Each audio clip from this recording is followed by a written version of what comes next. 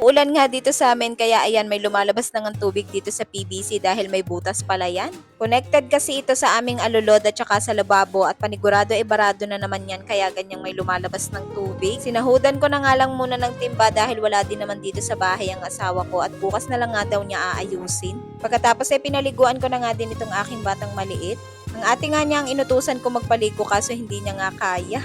Sa totoo lang mas nakakapagod pang ang paliguan ng batang ito kaysa sa mga gawaing bahay. Paano ka naman, napakakulit na nga nito. Yumayapos pa nga ito sa akin kaya ayun basa din ako kapag pinapaliguan ko siya. Magtatanghalian na nga din ng mga oras na yan kaya bago ako magluto ay hinugasan ko nga muna itong mga hugasin dito sa lababo at pinagkainan pa nga namin yan kaninang almusal. Bumili nga lang ako ng kalahating manok at iaadobo ko nga ito at ako na nga lang din ang nagtadtad. Buti na nga lang, meron na nga din ako magandang kutsilyo na pangtadtad nga ng mga karne. Sa mga nagtatanong nga pala ng link nitong strainer ko ay ilalagay ko na lang sa may comment section ng link kung saan ko nga ito nabili.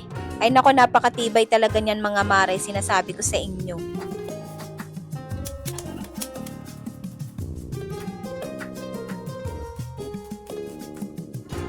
At nang maihanda ko na nga ang mga rekadong gagamitin ko, itong at mag-uumpisa na ako magluto. Naglagay na nga ako ng mantika dyan at naisipan ko na nga ding lagyan ng margarine para maiba naman.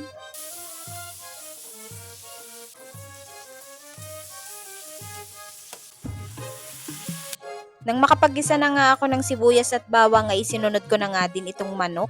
Aantayin ko nga lang maiga sa sarili niyang katas at habang nag-aantay nga ako ay naglinis nga muna ako dito sa salas. Salas na isang hakbang mo nga lang ay dining table ka agad. Char! Ewan ko ga sa mga kasama ko dito sa bahay, pagkakaayos ko na nga lang nitong sofa cover maya-maya ay gulo-gulo na naman. Sa bagay, hindi pa naman talaga maaasahan ng mga anak ko sa pag-aayos niyan, lalo na nga ang aking batang maliit.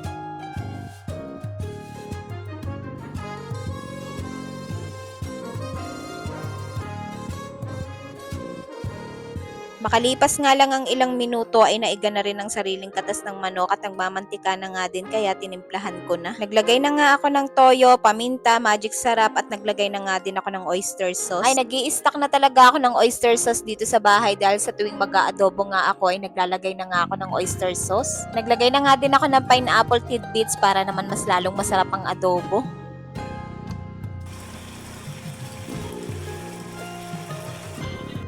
Tapos maya-maya nga lang ay dumating ang asawa ko at eto nga't may dala pa siyang kabute.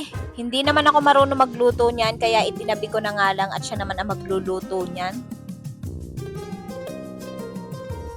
At dahil naluto na nga din ang adobong manok, ito nga't naghayin na ako para makakain na nga kami ng mga anak ko. Ang cute nga nitong yelo na ginawa ng anak ko dahil sa lagayan ng ice candy nakalagay. Naglalaylo na nga ako sa soft drinks kaso may dala naman ang asawa ko pag uwi kaya ayan na pa soft drinks na naman.